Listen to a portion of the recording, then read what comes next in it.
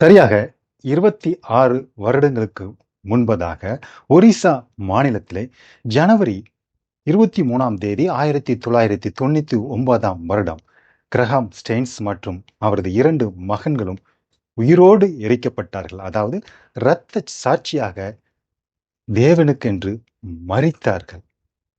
இது ஒரு மறக்க இயலாத நிகழ்வு. அதாவது 26 வருடங்களுக்கு முன்பதாக 3 விதைகள் இந்திய மண்ணிலே விதைக்கப்பட்டது. அதன் அறுவடையை நாம் நம் கண்களால் இன்று காண்கின்றோம். ஆமாம், இது உண்மை. கிரகாம் ஸ்டெயின்ஸ் கொலை வழக்கில் குற்றவாளியாக தீர்க்கப்பட்ட ஒரு நபர் ஆயுள் தண்டனையை அனுபவித்து வெளிவந்து அவர் நம்முடைய தேவனை சொந்த இரட்சகராக ஏற்றுக்கொண்டார். இது நடந்தது இந்த வருடம் ஏப்ரல் 10ஆம் தேதி. இதை குறித்து சற்று விரிவாக காணலாம். கிரகாம் ஸ்டெயின்ஸ் ஆஸ்திரேலியாவில் இருந்து இந்தியாவில் தொழு நோயாளிகள் மத்தியில் ஒரிசா மாநிலத்தில் தேவனுடைய அன்பை பகிர்ந்து கொண்டிருந்தார். குடும்பமாக அவரது மனைவி கிளாடிஸ், 3 குழந்தைகள், எஸ்தர் என்கிற பெண் குழந்தை, திமோத்தியு, பிலிப் என்கிற 2 ஆண் குழந்தைகள். 23ஆம் தேதி ஜனவரி மாதம் கிரகாம் ஸ்டெயின்ஸும் அவரது 2 மகன்களும் ஊழியத்தை முடித்துவிட்டு இரவில் வரும் பொழுது கடும் குளிரின் காரணமாக அவர் என்ன பண்ணாங்க தெரியுமா? அந்த 3 பேருமே அவர்கள் பயணித்த ஜீப்ல அப்படியே உறங்கினார்கள். அப்படி உறங்கி கொண்டிருக்கும் பொழுது ஒரு கும்பல் வந்து அவர்களை உயிரோடு எரித்தார்களுங்க. அவர்கள் தேவனுடைய அன்பை இந்த மக்கள்கள் அறிந்து கொள்ள வேண்டும் என்று அந்த காட்டுப்பகுதியில் மிகவும் கடுமையான சூழ்நிலையில் அவர்கள் வசித்து வந்தார்கள். தேவனுடைய அன்பை பகிர்ந்து கொண்டு இருந்தார்கள். இதன்படி நிறைய விஷயங்கள் நடந்தது. நீதிமன்றம் நிறைய பேரை குற்றவாளி என்று தீர்மானித்து நிறைய பேருக்கு தண்டனை வழங்கியது.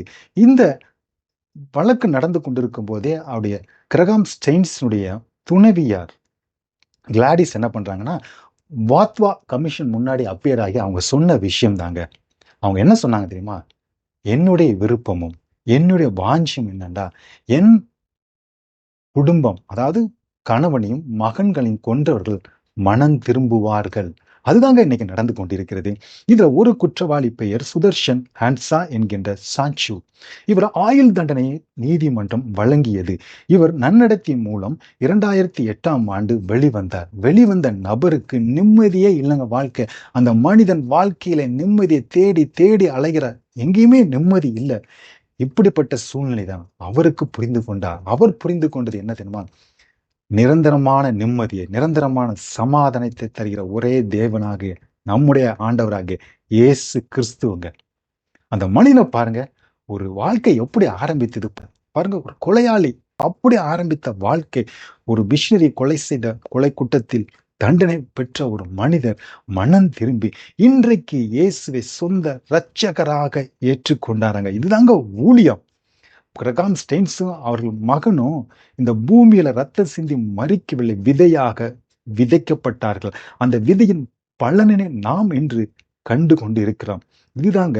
இதே போலதான் பல மிஷினரிகள் இந்த மண்ணில, இந்திய தேசத்தில் நமக்காக ரத்தம் சிந்தி, தோமா முதல் கிரகாம் ஸ்டெயின்ஸ் இன்னும் பலர்கள் ரத்தம் சிந்தி விதையாக இந்த நிலத்தில் புதைந்துள்ளார்கள். அது இன்னைக்கு விருட்சமாக வளர்ந்து அதன் பயனை நாம் அனுபவித்துக் கொண்டிருக்கோம்.